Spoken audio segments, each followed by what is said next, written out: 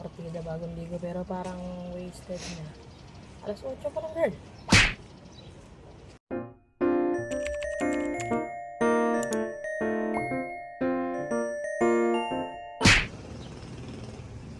So, it's Saturday, pero marami tayong gagawin today. So, let's start with the first agenda.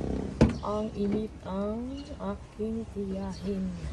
Okay, so, sumakot ko ng grab. Marami lumabas na tayo kasi marami talaga tayong gagawin. Go!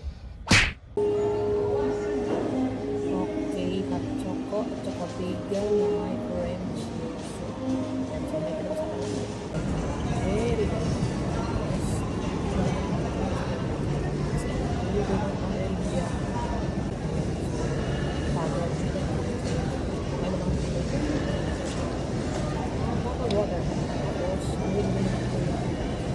Ayan, so simulan na natin ang ating paella, shrimp paella. So, ito yung mga ingredients.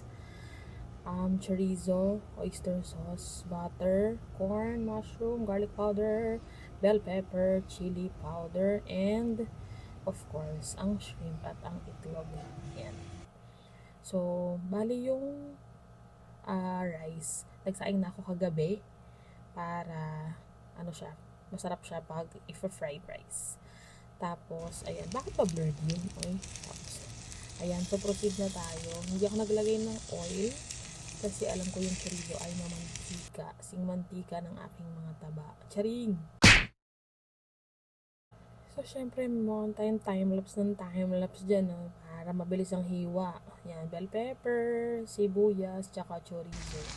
So, ayan. So, nag-gisa na ako. Actually, ano lang yan, metos-metos lang yan minsan. Madali lang naman talaga siya. Medyo madami lang talaga yung ingredients. And, ang good thing naman sa seafood talaga is pwede mo siyang i-customize. So, pwede ka mag-add ng black olives, pwede mo ng mushroom, or pwede shiitake mushroom, pwede din naman mag-add ng ham, or bacon, or carrots. Basta, mukha na siyang saufa. Sarin. Pero ang mahalaga ay maraming chorizo at saka bell pepper kasi yan yung magpapalasa. So, ayan. Naputol na yung mga clips ko pero yan, hinalo ko lang din dyan yung kanin, itlog, tsaka shrimp after. Hindi, nakalimutan ko ng i-video, nakakalimutan. So, anyway, so ito nabudol ako kanina. Buy one, take one na wipes at 32 pesos. So, malakas sana bumili ng 10. Charing. Pero 3 lang yung kaya ng budget. Go! So,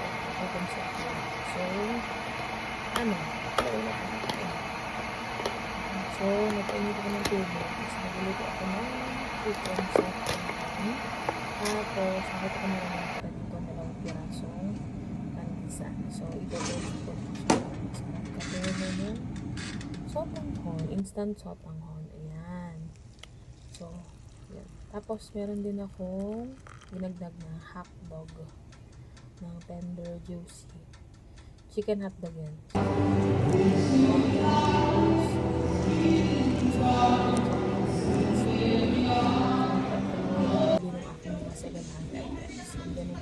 Ito.